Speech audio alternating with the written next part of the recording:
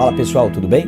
Essa é a nossa segunda aula de arte grega. Se você ainda não assistiu a nossa primeira aula, volta lá, assiste, para que você tenha uma base das características da arte grega, para que você possa acompanhar essa segunda aula. Nessa segunda aula, a gente vai focar muito nas esculturas, na arquitetura e nos vasos gregos, porque são essas as manifestações artísticas do mundo grego que costumam mais aparecer em provas de vestibular. E aqui a gente também vai seguir uma cronologia. A gente começa com o período arcaico, passamos para o clássico e depois chegamos no helenístico. No período arcaico, é sempre importante a gente lembrar que existe ainda um intenso diálogo com a arte egípcia. É preciso sempre lembrar que os egípcios tinham um modelo de representação do mundo baseado no cânone da frontalidade, da lei da frontalidade. E isso realmente instigava muito os gregos. A partir desse diálogo entre mundo grego e mundo egípcio, a arte grega começa a se desenvolver. Eu trago aqui para vocês o primeiro exemplo da escultura grega do período arcaico, a chamada Dama de Auxerre. Essa escultura feita em calcário, em pedra calcário, foi encontrado no sul da França e é, hoje, a mais antiga escultura grega conhecida.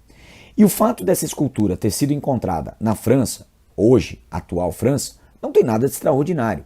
É preciso lembrar que, após as chamadas diásporas gregas, toda aquela região da bacia do mar Mediterrâneo acabou sendo ocupada por cidades-estado gregas, a chamada Magna Grécia. Portanto, não há nada de extraordinário encontrarmos uma escultura grega naquilo que hoje é o sul da França. A Dama de Auxerre apresenta algumas características interessantes que reforçam esse diálogo com o Egito. Reparem que não há nenhum tipo de sugestão ao movimento. A escultura é, na verdade, um bloco rígido de pedra, onde não há uma sensação de volume. Essa era uma característica também da arte egípcia. Lembre-se da lei da frontalidade, da representação das formas a partir do seu ângulo de maior visão. Então os gregos tinham um diálogo muito intenso com a cultura egípcia e vão manter isso. Mesmo no período clássico, mesmo na sua mitologia, há várias referências à cultura egípcia. Lembre-se, por exemplo, de Édipo, quando ele é desafiado a descobrir o enigma da esfinge. Então isso nos traz a percepção de que os gregos sempre admiraram a maneira egípcia de representar o mundo.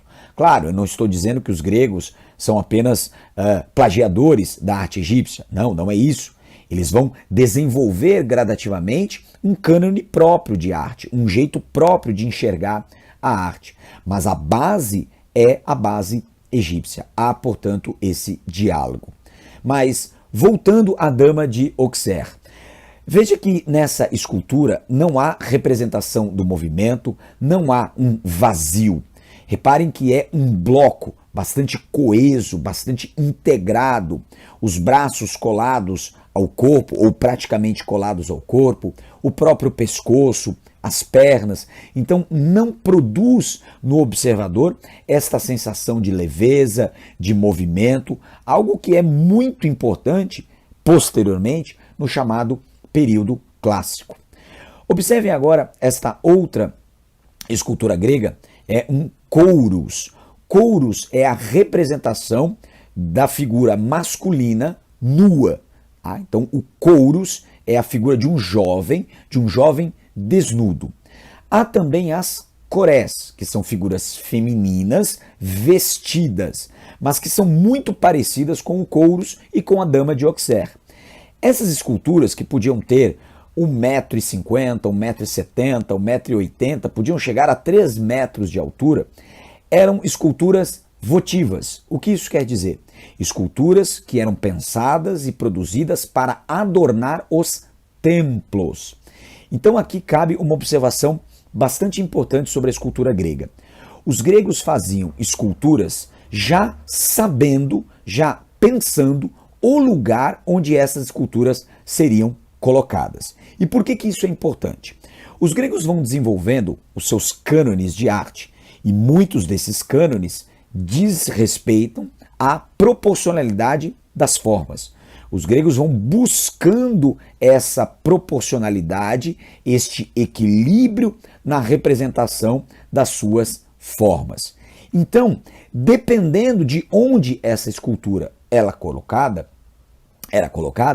ela produziria no observador um efeito diferente. Explico.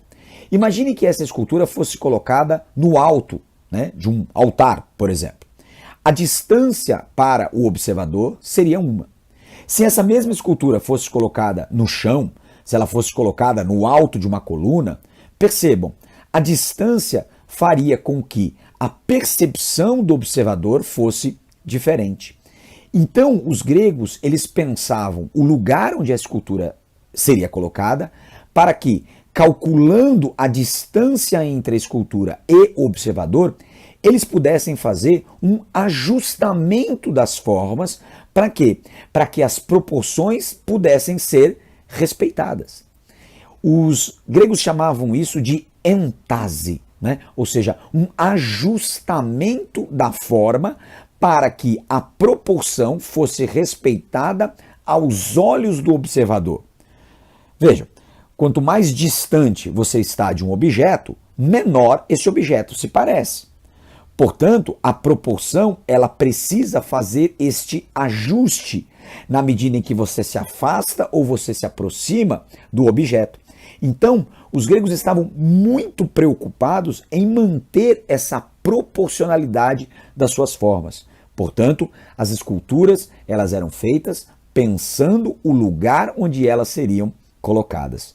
É muito interessante perceber como há toda uma preocupação geométrica, inclusive, na hora de encaixar essas esculturas, por exemplo, nos templos. Então esse é um dado bastante interessante e é uma distinção em relação às esculturas do Egito Antigo. Aliás, um outro aspecto que é bastante importante também e que já aparece desde o período arcaico.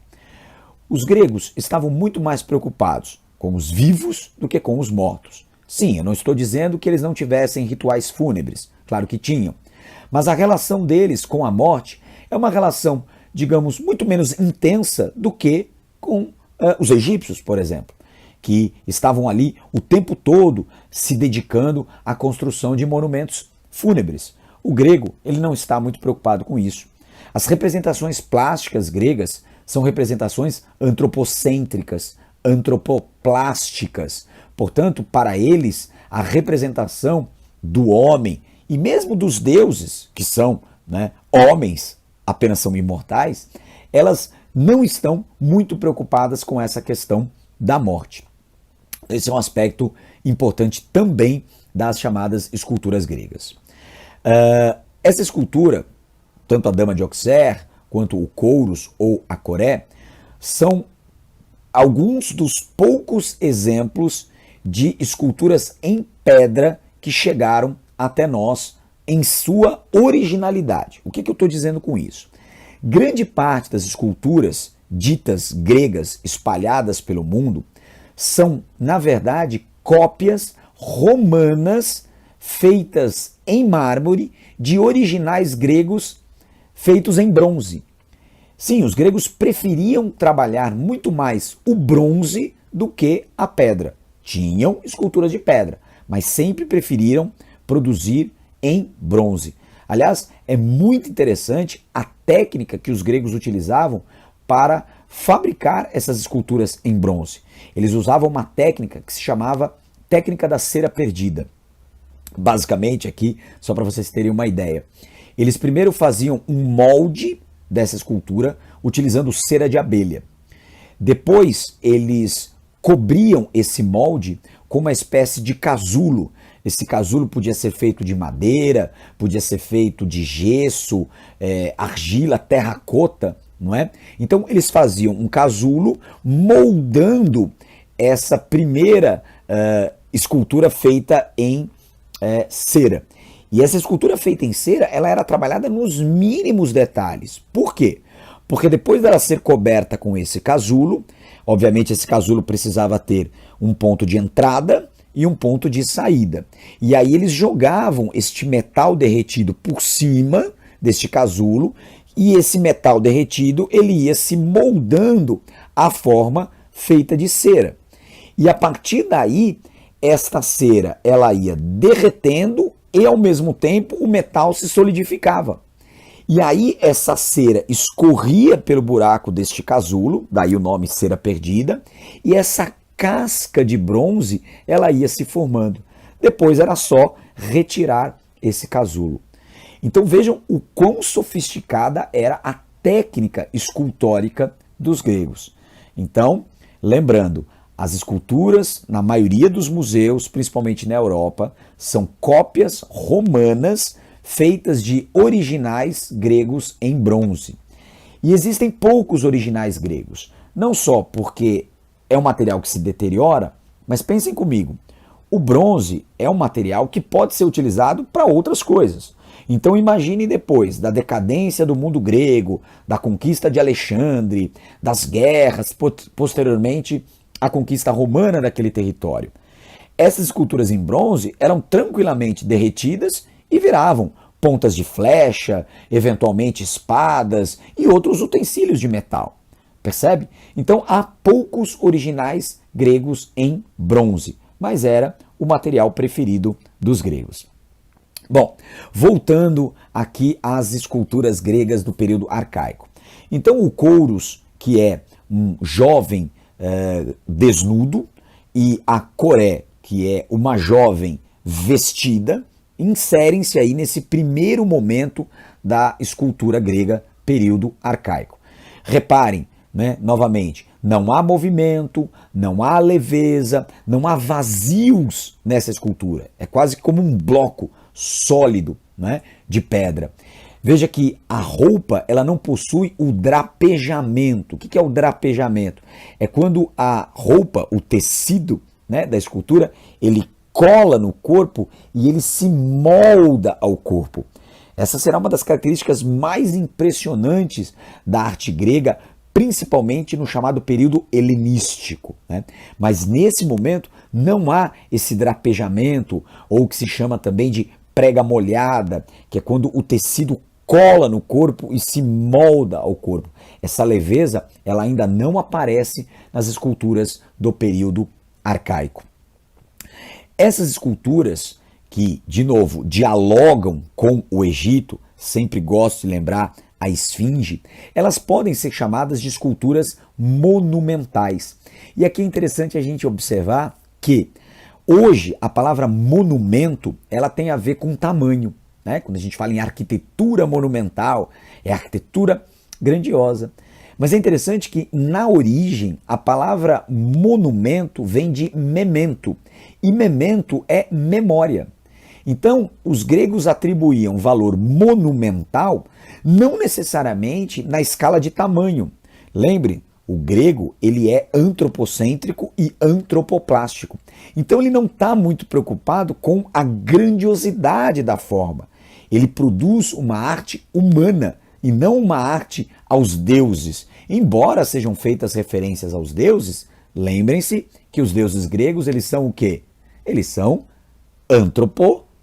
mórficos, eles têm formas humanas.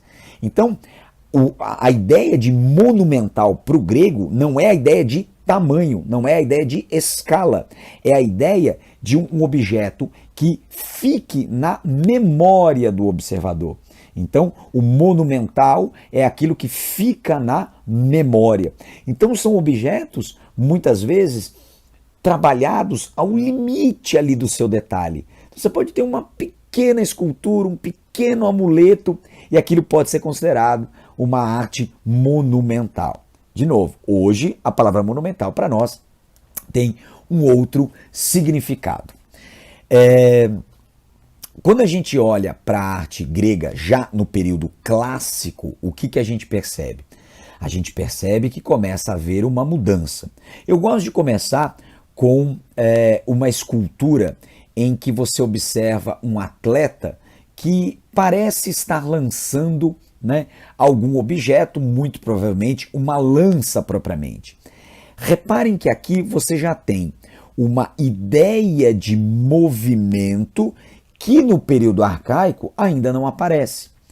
Mas veja que é um movimento que já se descola daquela solidez característica do período arcaico.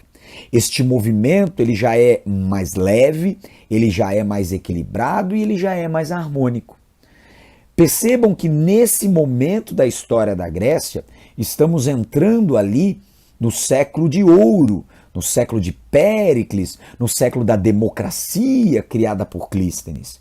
Ora, e é nesse momento que acontece aquilo que nós chamamos de síntese grega, né? Então você tinha ali uma grande novidade grega, né? O molho grego, como a gente gosta de dizer em história da arte, né? Qual é o tempero que os gregos adicionam à arte? Aquela arte que dialoga com o Egito, mas que agora cria a sua própria identidade. Então, qual é a identidade dessa arte grega do período clássico? É a ideia de movimento, a representação do corpo livre no espaço. E essa representação do corpo livre no espaço é que produz movimento.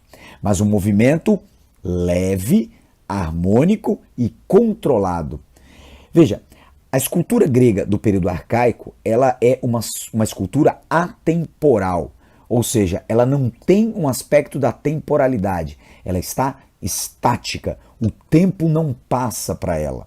Você diz, mas Caiafa, o que é isso? Ora, quando você vem para a escultura clássica, quando você percebe essa noção de movimento, observe, por exemplo, o discóbulo de Miron, né? Quando você já tem essa sugestão de movimento, é como se você pudesse prever a passagem do tempo, o antes, o durante e o depois.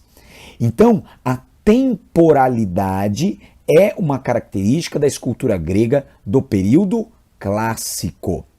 Reparem que nessa obra, o Discóbulo de Miron, você tem o atleta sustentando o movimento no momento de maior tensão. Vamos imaginar que qualquer ser humano não conseguiria sustentar essa posição por muito tempo. E essa tensão, ela é muito interessante porque existe ali uma dialética de movimento e de estabilidade. Ou seja, é um movimento, mas é ao mesmo tempo um movimento estável. Fala, puxa, Caiafa, movimento estável? Sim, é um movimento controlado.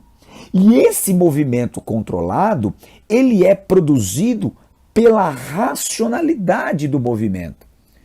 Olha que interessante como esse aspecto da arte dialoga com a própria política, que nesse momento da Grécia está em pleno desenvolvimento, a democracia. Então, quando você fala em um debate, o que você tem que buscar? Argumentos racionais, argumentos equilibrados, argumentos que busquem o bom senso, a harmonia entre as partes. Então, quando você olha para essa escultura, reparem que as partes dialogam harmonicamente. Reparem sobretudo nas pernas. Você tem a perna que está tensionada e a perna que está solta. Essa é uma posição chamada de contraposto. Então você joga todo o peso para um lado, solta o outro lado.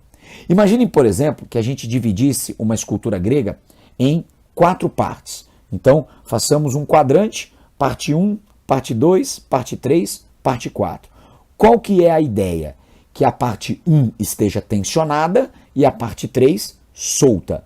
A parte 4 esteja tensionada e a parte 2 ela esteja solta. Então, sempre deve haver o quê? Esse equilíbrio entre tensão e distensão. E é isso que produz a curva do movimento. Por isso, essa estética grega, ela nos é até hoje tão agradável aos olhos. Lembre-se que os gregos têm uma ideia muito clara de beleza. A beleza grega não tem a ver com essa questão, já comentamos no vídeo anterior, do prazer hedônico, né? Do prazer do corpo, da satisfação de algum desejo sexual. Não se trata disso. A beleza grega tem a ver com o encaixe do indivíduo na ordem cósmica. Quando você olha para a escultura de um atleta, talvez agora fique mais clara a explicação, quando você olha para o rosto de um atleta, de uma escultura grega que represente um atleta, observe que não há expressão nem de dor, nem de prazer, nem de força, nem de relaxamento excessivo. Há a serenidade. O que isso quer dizer? Quer dizer que não há esforço para realizar aquele movimento. E por que não há esforço? Porque é um movimento natural. O atleta está fazendo aquilo que ele sabe fazer de melhor. Ou seja, ele encontrou o seu lugar no cosmos. Essa é a beleza grega.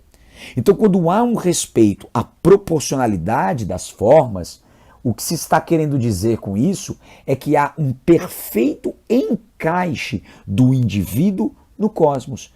O indivíduo está em harmonia com o todo. Então, tudo isso está presente nessa decodificação do padrão de beleza grega, principalmente nesse período que a gente conhece como clássico. Então, ele encontrou o seu lugar.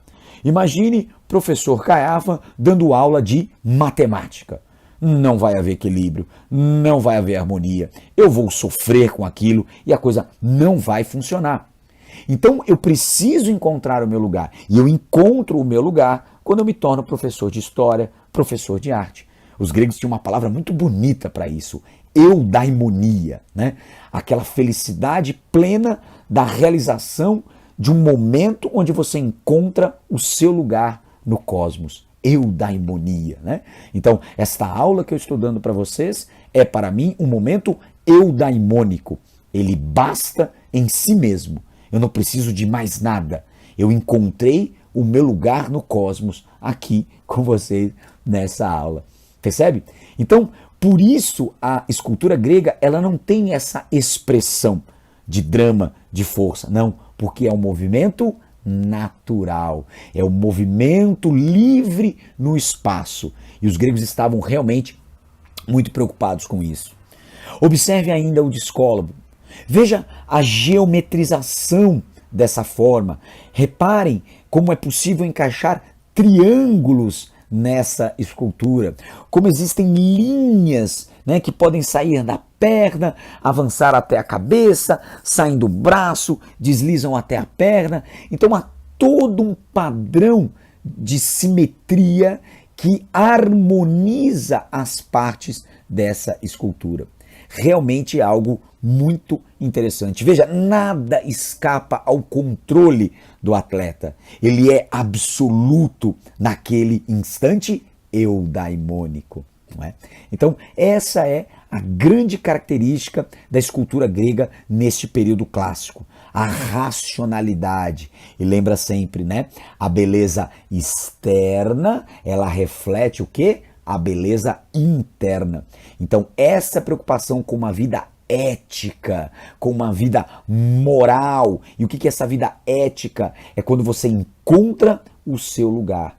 E ao encontrar o seu lugar, as coisas se tornam naturais. E nessa busca da harmonia, toda a polis, ela consegue, né, se encaixar. E cada um ocupando ali o seu lugar. Então, olha que interessante como a escultura do período clássico, ela dialoga com a política, com a filosofia, com a busca do melhor lugar no cosmos. Então, a escultura grega desse período clássico é a tradução do ideal de beleza grega. Agora, quando a gente vai para a escultura helenística, né, no período pós-decadência do mundo grego, guerras do Peloponeso, né, o suicídio das cidades gregas, e a Grécia acaba caindo sob domínio de Alexandre, o que a gente observa na escultura? Ela já ganha o quê? Ela já ganha dramaticidade. Reparem essas esculturas do período helenístico. Repare como você já tem muito mais expressão de dor, de força, como o sentimento e a subjetividade já passam a fazer parte da estética da arte grega, que agora não é mais exatamente grega. Por quê? Porque o Alexandre traz para a Grécia elementos da cultura oriental e leva essa estética grega racional para o Oriente. E esse contato Oriente-Grécia, essa racionalidade grega quando ela se encontra com a subjetividade persa, né, o dualismo persa, a própria subjetividade egípcia, olha a Grécia voltando para o Egito, né? O resultado é uma arte mais dramática, é uma arte mais subjetiva, mais emocional, mais potente no sentido, né, de um certo descontrole, né? Já não há mais tanta precisão e tanto controle. As coisas já começam a escapar um pouco da racionalidade. Por quê? Porque essa é uma característica da arte oriental, uma arte mais espiritualista, né? No sentido aí da subjetividade das formas. A arquitetura também se modifica, né? Aquela arquitetura racional, ela já vai partir para uma arquitetura mais monumental, e aí monumental no sentido grandioso, né? No sentido da memória. Então a gente consegue perceber bem, né, como a arte sai do período arcaico, né, daquela sisudez, daquela solidez, daquela falta de noção de movimento, para uma escultura mais leve, mais harmônica, para uma escultura mais dramática. Então dá para a gente percorrer este caminho da escultura grega, períodos arcaico, clássico e helenístico. Tudo bem? Vamos agora para a arquitetura. Bom, em relação à arquitetura, a primeira coisa que é importante a gente lembrar é que a arquitetura ela é parte da vida na polis. E o que eu quero dizer com isso? Os gregos vão estabelecer com os seus edifícios, com os seus templos, com as suas diferentes manifestações arquitetônicas, uma relação de funcionalidade. O que eu quero dizer com isso? A arquitetura grega ela é tudo menos decorativa. Há, então, uma preocupação de inserir os edifícios na vida cotidiana da polis. E isso fica muito evidente na construção dos templos. É preciso lembrar que os gregos, por serem politeístas, vão dedicar-se à construção de inúmeros templos por toda a região que a gente chama de Magna Grécia, por todo o mundo grego. Então, a construção desses templos era, sem dúvida, a mais importante manifestação da arquitetura grega. Claro, você tem espaços muito importantes, como a ágora, né, o espaço do debate, a praça, o ambiente público, né? Mas os templos constituem os edifícios mais importantes. Por isso eles sempre estarão nos lugares mais relevantes da cidade, na famosa Acrópole, né, de Atenas. Muito bem. Então, quando a gente olha para esses templos, e vamos, claro, olhar o exemplo mais relevante aqui para nós, o Párteno, né? Um templo dedicado à deusa Palas Atena, a deusa da cidade de Atenas, a deusa mais importante, ou uma das mais importantes. Reparem que o templo, o Párteno, embora ele seja construído para ser a morada dos deuses, e é importante lembrar que os espaços internos dos templos eram reduzidos. Por quê? Porque os gregos utilizavam uma técnica de construção a partir de colunas. Não vamos entrar aqui nos detalhes técnicos, arquitetônicos, me desculpem aqueles que são conhecedores da arquitetura, mas aí ficaria, né, uma aula muito técnica e essa não é a nossa intenção, não é isso que vai ser cobrado de vocês em vestibulares, mas os espaços internos dos templos gregos, eles eram reduzidos por conta da utilização de colunas. Portanto, o lugar ele era feito para as esculturas dos deuses, das divindades, ou aquelas esculturas que estavam ali para adornar os templos, mas não com um aspecto meramente decorativo. Elas cumpriam uma função e a gente já falou da função das esculturas nesse mundo grego. Mas eu gosto sempre de lembrar que essas esculturas, esses edifícios, a arquitetura grega, ela é uma arquitetura escultural e não uma arquitetura apenas monumental. O que eu quero dizer com isso? Os edifícios eles são feitos para serem contemplados como se eles fossem esculturas, não espaços para serem ocupados. Vejam, é uma grande diferença quando a gente olha, por exemplo, a gente vai estudar mais à frente, os espaços do mundo romano. que eram espaços para o público estar ali dentro, né? Como, por exemplo, o Coliseu. Sim, existem anfiteatros no mundo grego, mas os principais edifícios, as principais construções gregas não são feitas para grandes públicos. Quando muito você tem ali algum sacerdote, quando você tem ali a escultura propriamente daquela divindade que está sendo homenageada por aquele edifício. Então os espaços são reduzidos, por quê? Porque os edifícios são feitos como esculturas para serem contempladas, né? A gente chama isso de monumento escultural e não monumento arquitetônico. E monumento aqui não no sentido da escala, mas no sentido de impactar e ficar gravado na memória. Então lembra sempre disso. A arquitetura, ela é uma arquitetura feita para ser contemplada como se ela fosse uma escultura.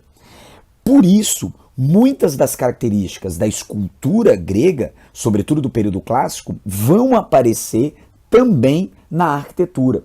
Ora, quais características? A simetria, a harmonia e o equilíbrio. Toda escultura grega, ela respeita o cânone, principalmente as esculturas do período clássico. Na arquitetura é a mesma coisa. Então, as linhas que formam o templo, elas sempre vão respeitar esses padrões de simetria, de equilíbrio. As partes dialogam, as partes conversam e elas se contrapõem na busca desse equilíbrio, que é o equilíbrio que o Aristóteles fala, do bom senso, do debate que deve encontrar, né, o meio termo. Então isso também está presente nos edifícios. No caso do Pártenon, que é talvez o edifício mais importante, né, para os gregos, enfim, pelo menos naquele momento do século V, você observa isso, né, por exemplo, na preocupação que eles tiveram em fazer também no Pártenon o ajustamento. O que a gente chama de ajustamento eurítmico. Lembra quando a gente falou da escultura, dependendo da distância em que ela está, ela provoca, né, uma distorção em relação ao observador? Então, na arquitetura também vai ser feito esse ajustamento. Permita-me alguns exemplos. Olhando a uma certa distância, nós temos a sensação que todas as linhas do Pártenon são retas. São retas. E não são. Se você se aproxima, você percebe que há uma distorção. E por que há essa distorção? Para compensar a distorção que o nosso olhar tem quando observamos a arquitetura do Pártenon. O Platão chamava isso de a doença dos olhos, né? A doença do olhar. Então, por exemplo, quando você olha, vou pegar aqui um exemplo bastante simples. Quando você olha os trilhos, né? Os trilhos, né? Onde o trem se desloca, né? Então você observa, você sabe que os trilhos são paralelos. Mas imagine que você vai observar naquele último instante que o seu olhar consegue captar. Quando você olha lá no horizonte, como é que estão esses trilhos? Eles não estão juntos? Eles não se unem num ponto? Pois é, você sabe que eles não se unem, retas paralelas não se encontram, não é? Mas o nosso olhar nos faz crer que esses trilhos se encontram, porque eles convergem. Então essa doença do olhar, como diz Platão, ela precisa ser corrigida. Então quando você olha as linhas do Pártenon a uma certa distância, sim, elas parecem retas. Por quê? Porque foi feito esse ajustamento eurítmico, para que a sensação seja, né, de equilíbrio, de simetria, né, de perpendicularidade. Mas quando você chega próximo, não é isso que está lá colocado. E isso vale também para as colunas. Os gregos perceberam que o cilindro, se ele for absolutamente simétrico do começo, da base, até o final, dependendo da certa distância, e vejam só, dependendo da incidência de luz, isso produz no observador uma sensação de movimento. Então eles corrigem isso alterando o diâmetro dos cilindros que vão formar a coluna. Então quando você olha de uma certa distância, o cilindro parece absolutamente simétrico. Só que quando você vai chegando perto, você percebe que as partes do cilindro não são simétricas. Eles vão compensando isso para que nós, enquanto observadores, enxerguemos aquilo como se fosse algo totalmente simétrico. Outra coisa, quando você chega perto de uma coluna e você observa, né, então imagine que você está na base dessa coluna, aí você olha para o alto, a sensação que você tem é que essa coluna ela está tombando, né, sobre você. E isso é, na verdade, parte desse ajustamento, porque na verdade a coluna não é torta, né, mas a sensação é.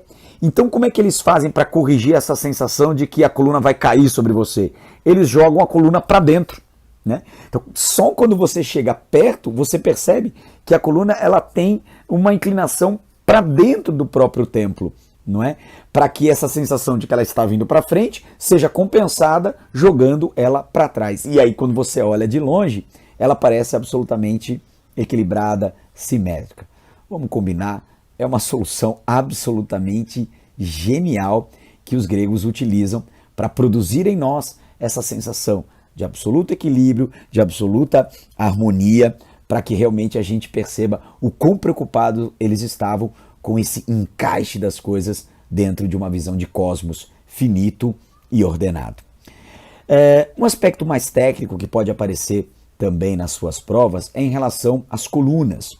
Então a gente tem desde as colunas em estilo dórico, que são essas colunas, digamos assim, mais simples, onde você observa o capitel, né? Ele é um capitel mais simples, menos adornado. Depois nós temos as colunas jônicas, onde você também observando o capitel, você percebe que já há um adorno, já há ali uma sofisticação, e aí sim é um aspecto decorativo, é verdade.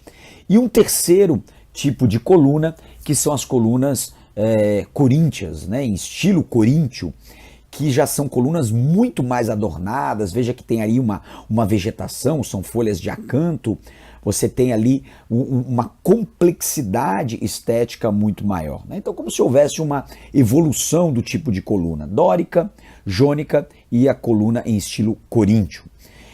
É claro que o fato deles produzirem colunas já mais sofisticadas não os fizeram abandonar as colunas dóricas, não necessariamente a isso, mas ao longo da história da arte grega, período arcaico, clássico, você tem essas manifestações de três tipos de colunas. Eu gosto sempre de citar o Gombrich, ele é a grande referência para quem gosta de estudar arte, ou pelo menos para quem está começando, não é? Nesse mundo da arte. Tem uma passagem que eu gosto muito, me permitam ler aqui, de um grande livro, se vocês quiserem eu coloco a descrição, A História da Arte do Gombrich, e ele cita assim, né? Se os construtores tivessem usado simples pilares quadrados ou cilíndricos, os templos poderiam eventualmente parecer pesados e feios. Entretanto, pelo contrário, eles preferiram modelar as colunas de modo que houvesse uma leve protuberância na parte central e um afuzelamento em direção ao topo. Olha o ajustamento eurítmico, né? O resultado é que as colunas dóricas ganham uma aparência quase elástica, como se o peso do telhado as estivesse comprimindo ligeiramente, sem, no entanto, chegar a deformá-las. Transmitem remotamente a ideia de que criaturas viventes sustentando suas cargas sem esforço. Olha que interessante. Embora alguns desses templos sejam vastos e imponentes, não atingem as colossais dimensões das construções egípcias. Sentem-se, olha só, que foram edificados por seres humanos para seres humanos. De fato, não existia um governante divino imperando sobre os gregos que pudesse forçar ou tivesse forçado todo um povo a trabalhar como escravo para eles. As tribos gregas tinham instalado em várias cidades pequenas e em portos de abrigo ao longo da costa. Havia muita rivalidade e atritos entre essas comunidades, mas nenhuma delas conseguiu efetivamente dominar todas as outras, né? Então é muito interessante como é uma perspectiva antropocêntrica, antropoplástica, né? Também na arquitetura. Poderíamos também falar dos famosos anfiteatros, né? Dessas arenas semicirculares, diferente do que vai aparecer lá no mundo romano, né? E aí, claro, a gente poderia discursar sobre a relevância do teatro para o mundo grego, né? Eu sei que isso faz parte também da história da arte, mas aí nós poderíamos abrir um outro vídeo, inclusive, só para falar das comédias, das tragédias, né? Mas lembrando o papel quase pedagógico que o teatro tinha para os gregos. Esses espaços eles foram projetados para a propagação do som, né, porque embora fossem espaços abertos, eles tinham esse formato cônico que ajudava na propagação do som. Mas mais do que isso, né, a função quase didática do teatro, das histórias que eram ali encenadas, que ajudavam a construção desse indivíduo, né, como um cidadão ético, compromissado com os valores da vida na própria polis. Então o teatro cumpre aí um papel também bastante importante. O cidadão fica ali 1, 2 horas apenas se dedicando àquela história que está ali sendo narrada, né? Mantendo o foco, né? Como é difícil para nós hoje mantermos o foco, né? Em algumas coisas que exigem a nossa total atenção.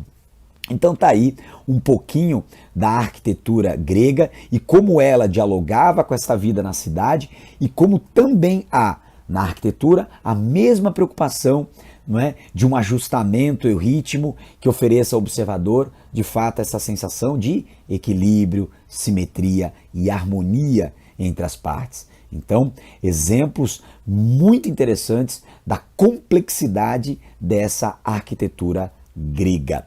Vamos agora dar uma olhadinha para fechar esse nosso vídeo nos vasos gregos e como eles também nos ajudam a entender bem essas grandes manifestações artísticas do mundo grego. Então, para a gente finalizar a nossa aula, vamos falar um pouquinho dos vasos gregos.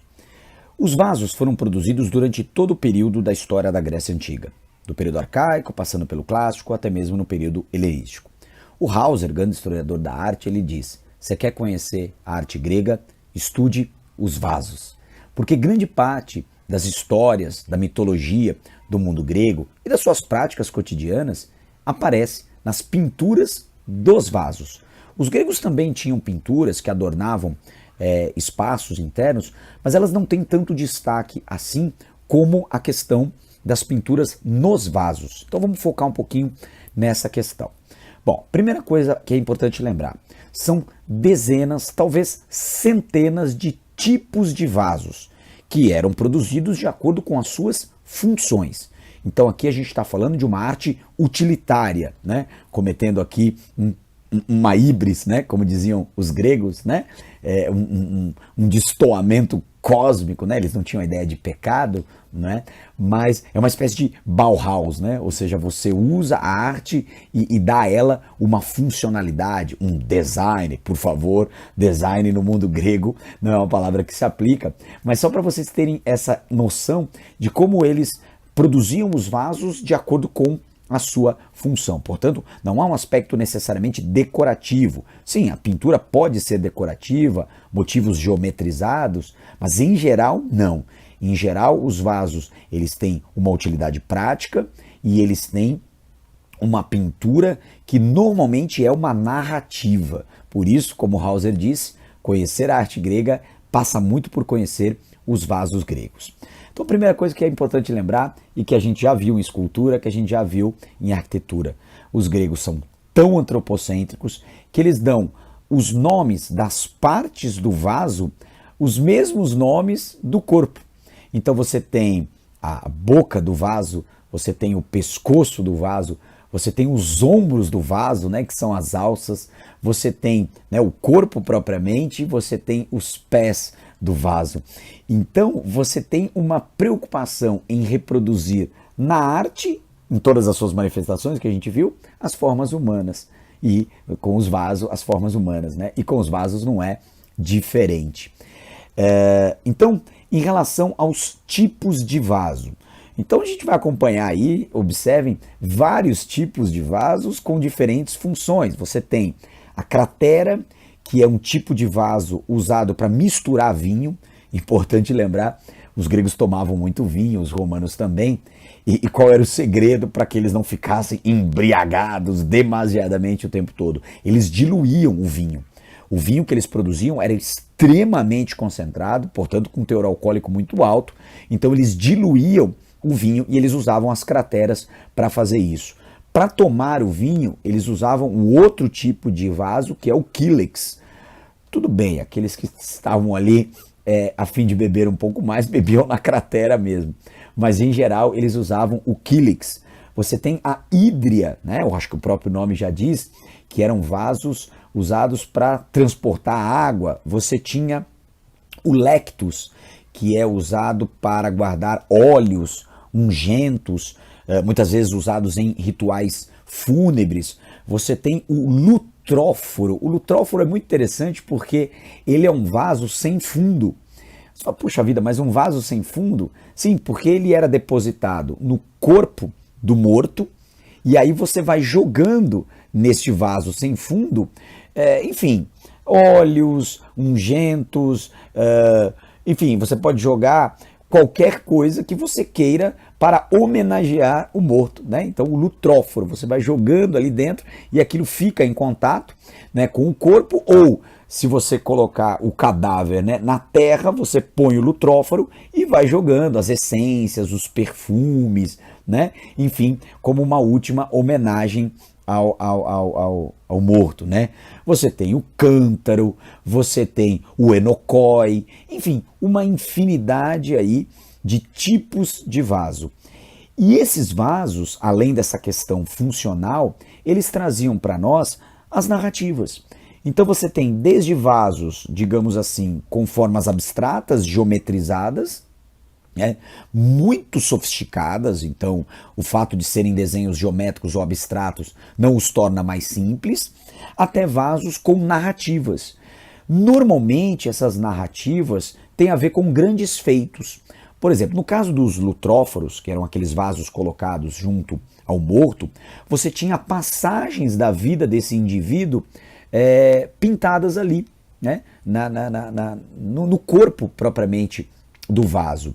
Ou então você podia, para uso privado, pintar nesses vasos momentos importantes da história da Grécia, cenas de batalhas, grandes combates, enfim.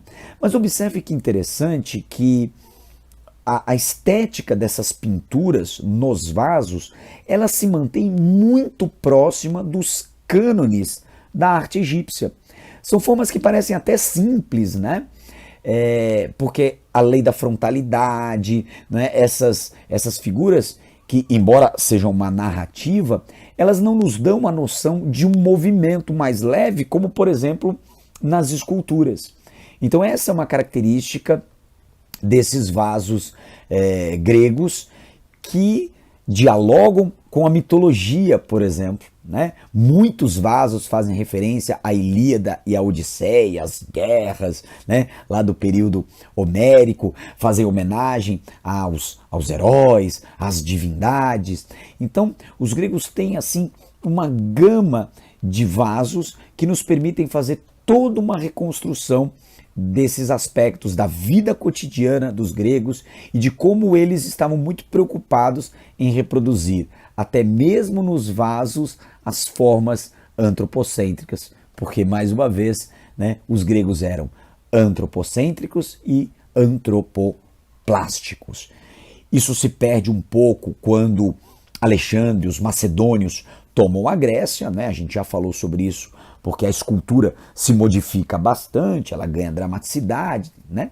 E os vasos, claro, por mais que muitos exemplares tenham sobrevivido, vamos combinar que o material utilizado ele é mais frágil do que, por exemplo, a pedra, né? E por falar em material, os gregos eram mestres em trabalhar com terracota, né? Um tipo de argila mais escura, e eles têm um tipo de vaso muito interessante, que são vasos com um fundo terroso, né? Então o que eles faziam? Eles faziam o vaso preto, né? E depois cobriam esse vaso com uma argila mais clara, né? Um tom de marrom. Então o vaso era feito preto, cobre-se com essa argila marrom, né? E aí eles vão raspando esse material marrom, e aí o preto do fundo começa a aparecer. Então é como se eles esculpissem o vaso. Então não é tinta. Tem os vasos de tinta, claro que eles são pintados, mas essa técnica, né, dos vasos pretos com essa cobertura de argila marrom, é assim que eles faziam. Eles vão então depois esculpindo, e a partir daí esse fundo preto aparece. E os desenhos eram feitos assim. Então, vamos combinar, né, uma técnica sofisticadíssima. Bom, eu acho que deu para ter uma ideia, né, do quanto os gregos se preocupavam com a arte, né, o como a arte grega traduzia os valores antropocêntricos desses gregos e como essa arte dialogava com a vida cotidiana na polis, com aspectos da política, da democracia, enfim. Claro, eu vou deixar aqui para vocês alguns links de alguns materiais para quem quiser se aprofundar no estudo da arte grega. Prometo que eu vou fazer mais alguns vídeos para a gente poder esmiuçar um pouquinho mais algumas obras de arte gregas mais específicas, mas em linhas gerais acho que deu para a gente ter uma boa ideia de como os gregos pensaram a sua arte e como isso pode eventualmente aparecer nas suas provas. Valeu, te espero no próximo vídeo. Um abraço e até lá.